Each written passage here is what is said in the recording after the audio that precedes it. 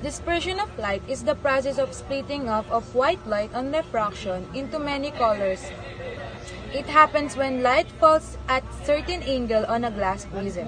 It splits into its 7 component colors, and those are red, orange, yellow, green, blue, indigo, and violet. The band of colors produced when white light is split is called a spectrum. One of the example spectrum is rainbow. This basic nature of light shows that light has the property is a wave and particle where wavelength is used to express the wave. Luminous objects produce or generate their own light.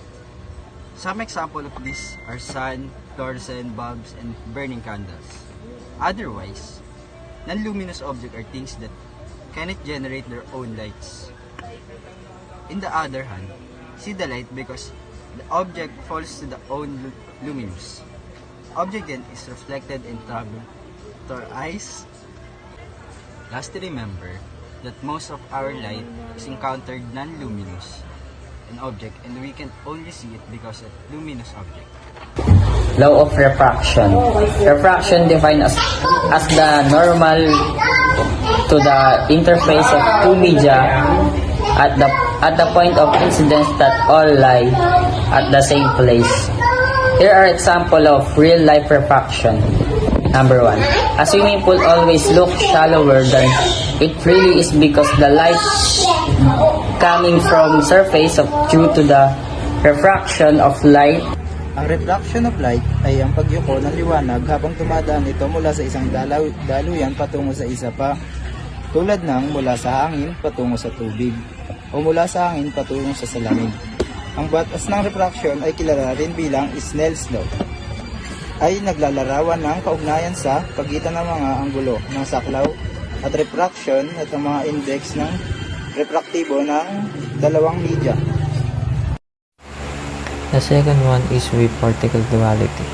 Wave-particle duality light exhibit both wave light and particle light properties. Known as the wave-particle duality, this duality is a fundamental concept in quantum mechanics, where light can behave as a continuous wave that exhibit interference and diffractor as well as discrete particles called photons that have specific energy and momentum. And the last one is electromagnetic spectrum. Electromagnetic spectrum light is a form of electronic magnetic radiation that spans a broad spectrum of wavelength and frequency from radio wave to gamma rays. The electromagnetic spectrum include various types of light, each with distinct properties and interaction with matter. So, in nature and properties of light encompass a wide range of characteristics and behaviors.